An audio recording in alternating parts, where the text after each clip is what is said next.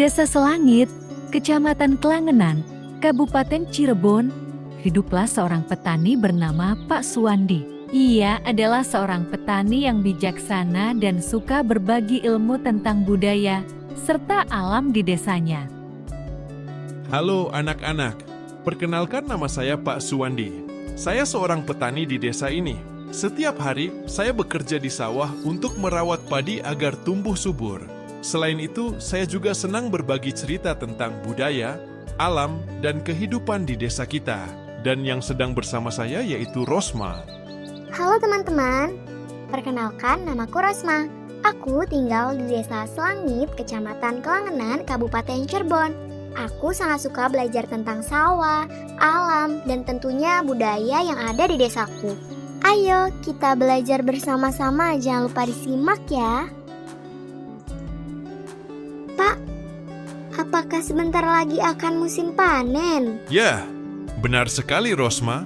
Padi kita sudah hampir siap untuk dipanen. Dan tahukah kamu, ketika musim panen telah tiba, desa kita akan mengadakan acara Mapaksri. Acara Mapagsri itu acara apa ya, Pak? Saat musim panen telah tiba, warga masyarakat berbondong-bondong melaksanakan tradisi Mapaksri. Mapaksri adalah tradisi adat masyarakat Cirebon untuk menyambut panen padi dengan rasa syukur. Masyarakat berkumpul, berdoa bersama, dan mengadakan arak-arakan festival padi. Acara ini dilakukan sebagai ungkapan rasa syukur kepada Tuhan Yang Maha Esa atas hasil panen yang melimpah. Tradisi ini melibatkan seluruh masyarakat, termasuk anak-anak. Meskipun panen berlangsung setiap tahun, Mapaksri tidak selalu bisa dilaksanakan loh. Salah satu faktor penyebabnya adalah serangan hama, terutama tikus yang bisa merusak tanaman padi. Oh, jadi tikus itu hama yang merugikan ya, Pak? Ya, tikus memang salah satu hama yang merugikan. Tetapi tikus juga bagian dari sesuatu yang lebih besar loh, yaitu rantai makanan. Rantai makanan itu apa, Pak? Rantai makanan adalah hubungan makan dan dimakan antar makhluk hidup dalam suatu ekosistem.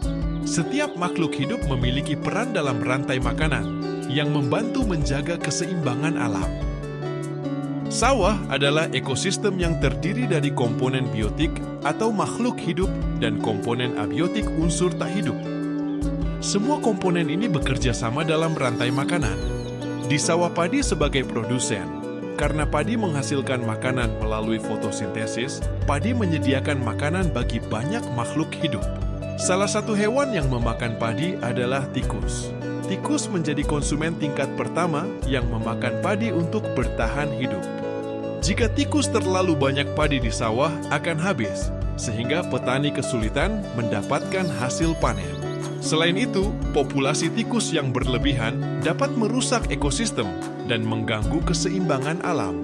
Tikus tidak hanya menjadi konsumen, tetapi tikus juga menjadi makanan bagi ular. Ular disebut sebagai konsumen tingkat kedua. Ular membantu menjaga populasi tikus agar tetap terkendali. Tapi tahukah kalian, di atas ular ada elang. Elang berperan sebagai puncak rantai makanan. Kehadiran elang menjaga keseimbangan ekosistem sawah. Tapi tahukah kalian, saat elang mati atau hewan lainnya, tubuhnya tidak akan hilang begitu saja. Ada makhluk hidup seperti bakteri dan jamur yang disebut sebagai pengurai.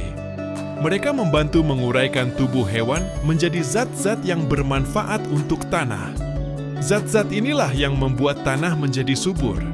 Dengan begitu, tumbuhan bisa tumbuh dengan baik dan siklus kehidupan terus berjalan.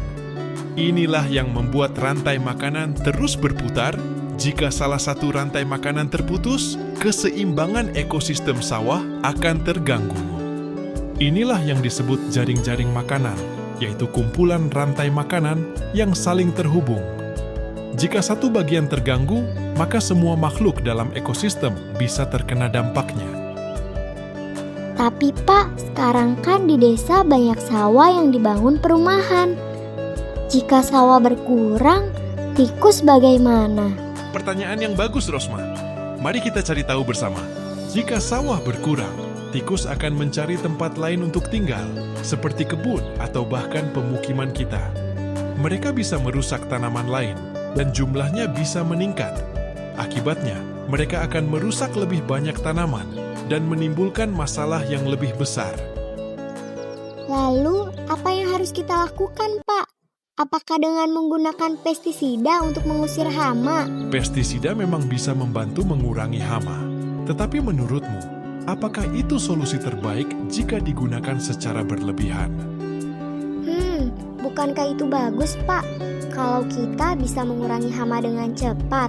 Tidak sesederhana itu, Rosma. Penggunaan pestisida secara berlebihan dapat berdampak negatif bagi lingkungan, seperti mencemari air, tanah, dan udara serta merusak ekosistem. Kita bisa menggunakan predator alami seperti ular dan burung elang dengan menciptakan lingkungan yang mendukung keberadaan mereka di sawah.